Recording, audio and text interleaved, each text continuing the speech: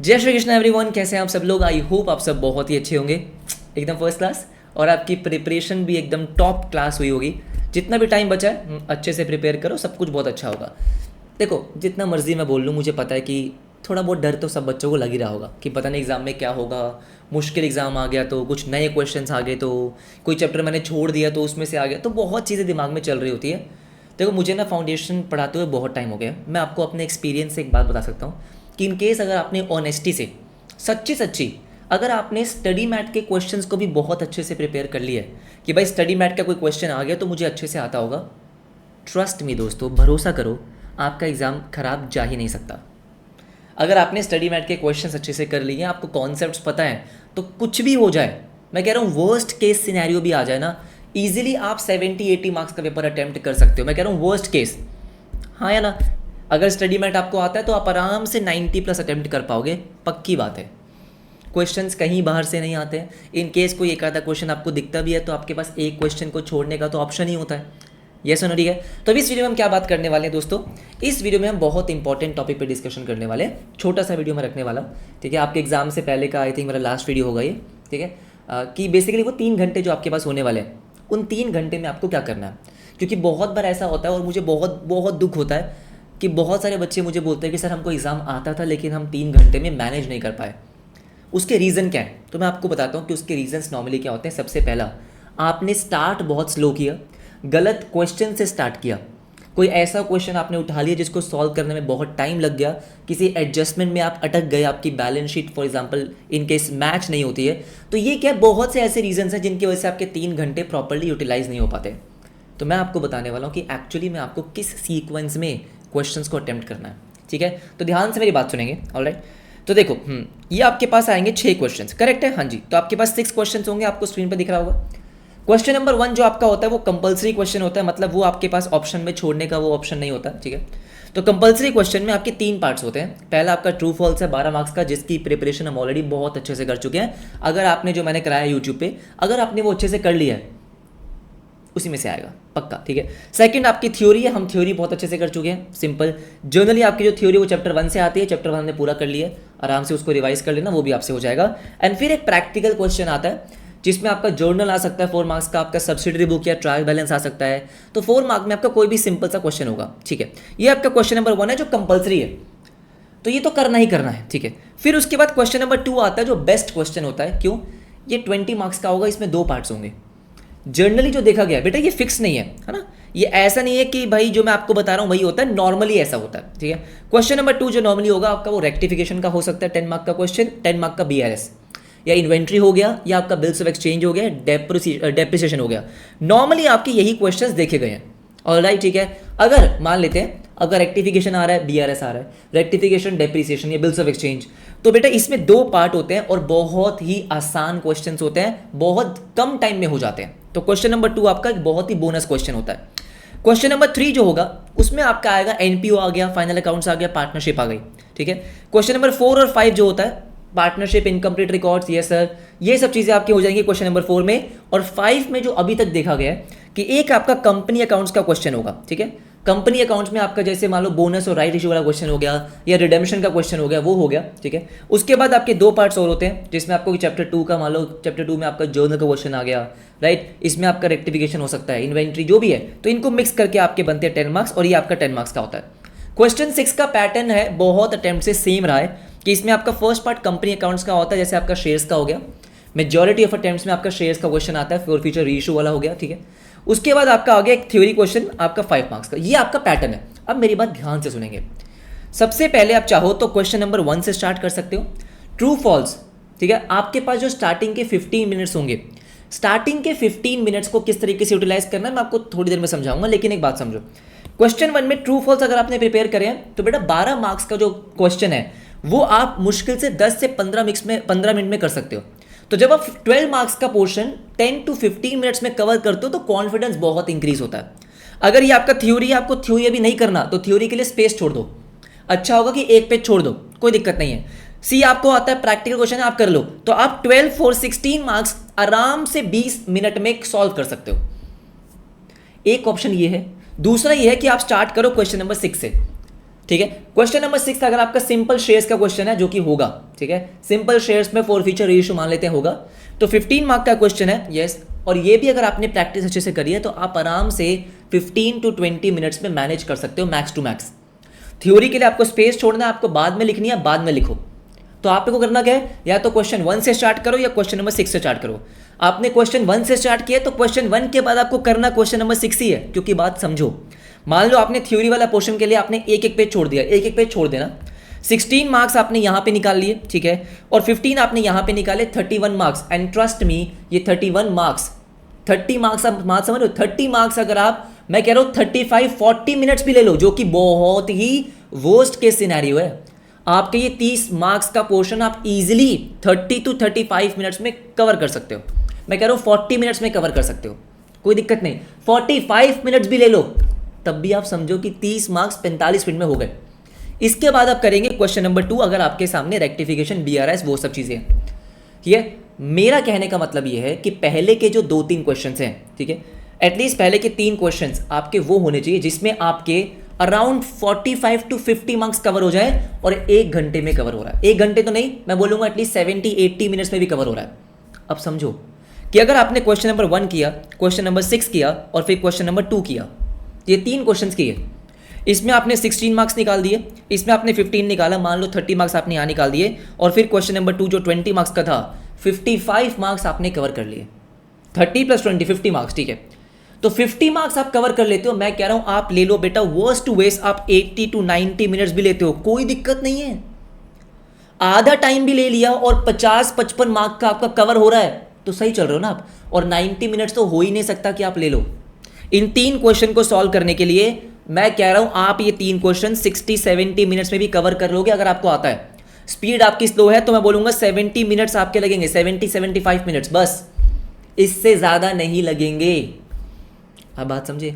तो जब आपके पहले 1.5 घंटे में आधे से ज्यादा पेपर कवर हो रहा है, 50 मार्क्स से ऊपर कवर हो रहा है, तब थोड़ा सा आप रिलैक्स हो जाओगे कि भाई ठीक चल रहा है, कोई दिक्कत नहीं है। पैनिक बटन पता है कब प्रेस होगा? पैनिक बटन प्रेस होगा तब जब आपके पहले 1 से 1.5 घंटे में आपने ज्यादा अटेम्प्ट नहीं किया। जैसे ही आपने 3 क्वेश्चंस अटेम्प्ट कर लिए, मैं कह रहा हूं स्टार्टिंग के 1.5 घंटे में भी कवर कर लिए, कोई दिक्कत नहीं है। 5 ही क्वेश्चन करने हैं, 5 में से 3 क्वेश्चंस आपने कवर कर लिए और 50% टाइम यूज किया है, बेस्ट है बेटा। अगर आप समझो कि 3 क्वेश्चन आपने कर लिए, हाँ जी ठीक है, 3 में आपने थ्योरी छोड़ रखा है और आपने 80 मिनट्स का टाइम लिया, 75 to 80 मिनट्स, बेस्ट है। इतनी बात समझ में आती है। अब एक चीज का ध्यान रखना, इन एनी केस आप कभी भी बैलेंस शीट वाले क्वेश्चन से स्टार्ट नहीं करेंगे, जो नॉर्मली आपका क्वेश्चन 3 और 4 होगा, ठीक है। अब क्या करना है सर, कौन सा क्वेश्चन अटेम्प्ट करना है, कौन सा क्वेश्चन अटेम्प्ट नहीं करना है, ये डिसीजन आपको स्टार्टिंग के 15 मिनट्स में लेना होगा। जो स्टार्टिंग का आपको 15 मिनट्स मिलेगा, उस 15 मिनट्स में आपको क्वेश्चन पेपर रीड करना है। क्वेश्चन 1 को रीड करने में टाइम वेस्ट मत करना, क्योंकि वो इन एनी केस कंपलसरी है, सॉल्व करते टाइम रीड करना ही पड़ेगा। तो आप स्टार्ट करेंगे क्वेश्चन नंबर 6 से, रीड करना क्वेश्चन नंबर 6 स्टार्ट करेंगे, ठीक है। क्वेश्चन 6 देखा, हाँ, एज पर एक्सपेक्टेड है, इशू ऑफ शेयर्स का क्वेश्चन है, आपको आता है, तो पहला क्वेश्चन आप क्वेश्चन नंबर 6 कर सकते हैं, ये आपको पता है। क्वेश्चन 6 कर लिया आपने, हाँ जी बिल्कुल कर लिया, ठीक है। फिर उसके बाद एक बार फटाफट से क्वेश्चन नंबर 2 देख लो कि भाई क्वेश्चन नंबर 2, हाँ जी बिल्कुल सही है, वही क्वेश्चन है, वही क्वेश्चन है। पूरा क्वेश्चन रीड करने की रिक्वायरमेंट नहीं है, जो चैप्टर स्ट्रॉन्ग है उसी चैप्टर का क्वेश्चन दिखा, मतलब वो अटेम्प्ट कर रहे हो आप। अगर क्वेश्चन नंबर 2 एज एक्सपेक्टेड आपको रेक्टिफिकेशन, BRS इन सब का दिख रहा है, आप अटेम्प्ट कर रहे हो। आप बात समझ गए? तो मतलब बेटा कहने का मतलब ये है, स्टार्टिंग के 1 से 1.5 घंटे में वही क्वेश्चन सॉल्व करने हैं जो आपका स्ट्रेंथ है, जो आपका स्ट्रॉन्ग पॉइंट्स है। मान लो क्वेश्चन 2 में एक आपका BRS है, एक बिल्स ऑफ एक्सचेंज है। बिल्स ऑफ एक्सचेंज नहीं आता, कोई बात नहीं, BRS कर लो। सेकेंड पार्ट के लिए स्पेस छोड़ दो या बाद में कर लेना, स्पेस छोड़ सकते हो, आपको लगता है 2 पेज का स्पेस छोड़ना है, ज्यादा स्पेस छोड़ दोगे कोई दिक्कत नहीं होगी, एंड में दोबारा करना होगा कर लेना। लेकिन मैं सजेस्ट करूंगा कि एक क्वेश्चन के सारे पार्ट्स एक ही साथ हो तो बेटर रहता है, ठीक है। तो आपने एक पार्ट कर लिया 10 मार्क्स का फटाफट से, सेकंड पार्ट आपको लगता है कि मैं बाद में करूंगा, बाद में कर लेना। बात समझ गए कि भाई फटाफट से क्वेश्चन रीड किया, क्वेश्चन 6 देखा, फटाफट से शेयर्स का क्वेश्चन है, हाँ जी मुझे आता है। क्वेश्चन 2 देखा। अब बेटा एक्चुअली में जो ये 3 क्वेश्चन हैं, इसमें से 2 आपको चूज करने हैं और यही आपको स्टार्टिंग के 15 मिनट्स में करना है। अब मुझे लगता है कि क्वेश्चन नंबर 5 में भी आपका 10 मार्क्स का कंपनी अकाउंट्स हो सकता है। अगर आपने कंपनी अकाउंट्स पढ़ा है तो बेटा एक बार क्वेश्चन नंबर 5 रीड कर लेना।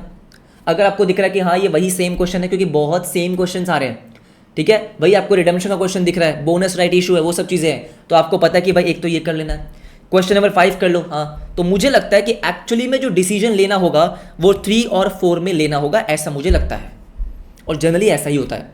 क्वेश्चन 3 और 4, अब अगर आपकी प्रिपरेशन 100% है तो आपको चूज करना है कि भैया एडजस्टमेंट्स कम किस में है, टाइम कम किस में लगेगा, ये क्वेश्चन को रीड कर लेना। कोई चैप्टर छोड़ रखा है तो उसके अकॉर्डिंग क्वेश्चन को चूज कर लेना, ठीक है। तो ये दोनों आपको देखना है कि इन दोनों में से आपको कौन सा क्वेश्चन करना है। फॉर एग्जांपल आपका एनपीओ स्ट्रॉन्ग पॉइंट नहीं है तो जिसमें एनपीओ है फॉर एग्जांपल आपने वो छोड़ दिया। अब पार्टनरशिप आपको मिल सकती है बेटा दोनों क्वेश्चंस में, क्वेश्चन 3 में भी 4 में भी। इन केस कोई बच्चा ऐसा है जिसने पार्टनरशिप फॉर एग्जांपल नहीं करी है, आई होप ऐसा ना हो, तो अगर आप ऐसे बच्चे हो तो बेटा इन दोनों में से आप बाकी के पार्ट्स को देखना कि बाकी के पार्ट्स आपको कौन से आते हैं। स्टार्टिंग के 15 मिनट में डिसीजन लेना है। एक बार ये डिसीजन आपने ले लिया ना, बेस्ट हो जाएगा, आपको सीक्वेंस समझ में आ जाएगा कि मुझे किस सीक्वेंस में करना है। मुझे क्वेश्चन नंबर 6 आता है, पहले मैं वो करूंगा, मुझे क्वेश्चन नंबर 2 आता है, मैं वो करूंगा, ठीक है। इसके बाद मैं मान लो क्वेश्चन नंबर 1 कर लूंगा, ठीक है। 15 मिनट में अगर आपने क्वेश्चन रीड कर लिए और आपके पास टाइम बचा है बेटा, उस टाइम में ट्रू फॉल्स पढ़ लेना, इसके आंसर्स अपने मन में सोच लेना कि फटाफट से कर लो, जैसे ही आपका टाइम स्टार्ट हो कर लेना। 15 मिनट्स को प्रॉपर्ली यूटिलाइज करना। तो सीक्वेंस ध्यान रखना, मैं बार बार बोल रहा हूँ, गलती मत करना कि जस्ट बिकॉज आपको फाइनल अकाउंट्स आता है, फाइनल अकाउंट से आप स्टार्ट नहीं करोगे। जस्ट बिकॉज आपने पार्टनरशिप बहुत अच्छे से करी है, जिस भी क्वेश्चन में बैलेंस शीट इन्वॉल्व है आप वो क्वेश्चन स्टार्ट नहीं करेंगे। बस जिसमें जर्नल एंट्रीज है बिंदास स्टार्ट करो, बीआरएस है बिंदास स्टार्ट करो। अब बात समझ गए एवरीबॉडी, सुनो। तो स्ट्रेंथ लगानी है, जो आपकी स्ट्रेंथ है स्टार्टिंग के 50 to 60 मार्क्स कवर होने के बाद कॉन्फिडेंस बूस्ट होता है। अब मान लो कि स्टार्टिंग के फर्स्ट हाफ में अगर आपने 60 मार्क्स कवर कर लिए, बस उससे बेटर कुछ नहीं। क्या बात समझ में आ गई एवरीबॉडी, सुनो। हाँ जी, तो मेरी आपसे रिक्वेस्ट है कि ये मिस्टेक मत करना, क्योंकि बहुत सारे बच्चे अटेम्प्ट्स गलत कर देते हैं, स्टार्ट कर देंगे या तो। और दूसरी बात ये, इन केस बेटा आप जब क्वेश्चन नंबर 3 सॉल्व कर रहे हो, 4 सॉल्व कर रहे हो, 5 सॉल्व कर रहे हो, बैलेंस शीट मैच नहीं हो रही, अब सुनो कैसे डिसाइड करें कितना टाइम किस क्वेश्चन पे लगाना है। बेटा अगर क्वेश्चन सॉल्व हो रहा है तो करते रहो, कोई दिक्कत नहीं है। बैलेंस शीट पे अटक गए, हाँ जी, अभी आपका पेपर बचा हुआ है, वहीं पे छोड़ दो। स्टेप वाइज मार्किंग होती है, बाकी सब ठीक किया होगा, उसको बाद में देखना। अब बात समझ गए कि भाई अभी मान लेते हैं अभी आपका पेपर बचा हुआ 30-40 मार्क्स का, उसको छोड़ दो, बाकी सॉल्व करो।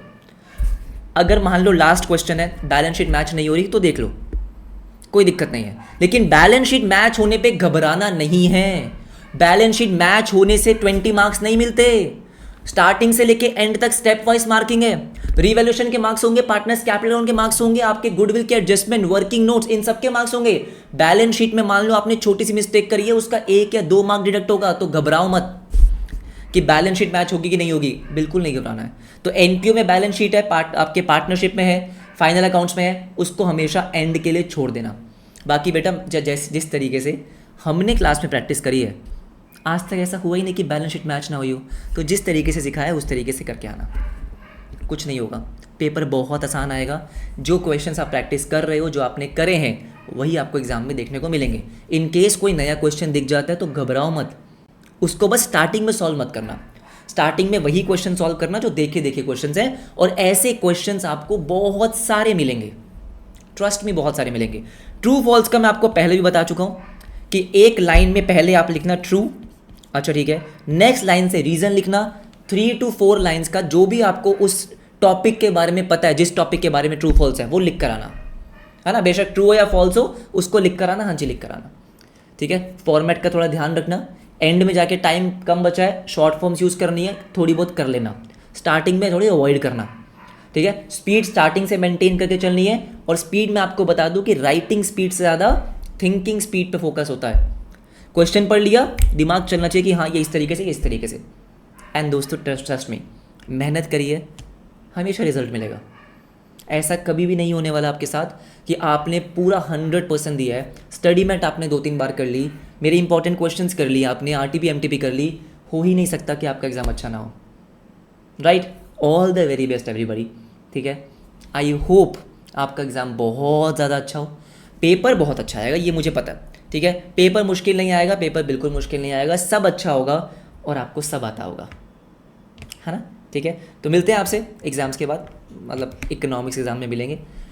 अपना ध्यान रखिए, बिल्कुल भी टेंशन नहीं लेने का, ठीक है। कोशिश करना कि जितना भी टाइम बचा है उसमें स्क्रीन टाइम थोड़ा कम रखो, क्योंकि ये थक जाएगा तो अच्छी बात नहीं है। स्पेशली एग्ज़ाम डे पे अगर आप ये वीडियो देख रहे हो, अवॉइड करो, यूट्यूब को अवॉइड करना। सेल्फ स्टडी करनी है, जितना ज़्यादा अपने कॉन्सेप्ट इस टाइम पे रिवाइज कर सकते हो उतने कॉन्सेप्ट अपने रिवाइज करो। बाकी आई एम वेरी श्योर कि आपने बहुत मेहनत करी है, ठीक है। एग्ज़ाम आपका 100% अच्छा होने वाला है। Bye everybody, all the very best, bye bye, take care.